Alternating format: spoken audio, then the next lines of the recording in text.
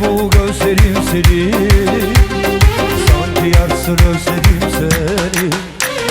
Görmedi bu gözlerim seni, sanki yarsın özledim seni. Özgürlüğün adı sen oldun, sonsuza dek beklerim seni. Gençler!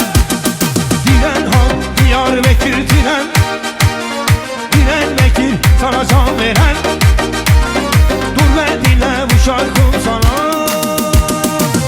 Osman'ın aşkına güven, Diyarbakır aşkına güven. Diren halk, Diyarbakır diren,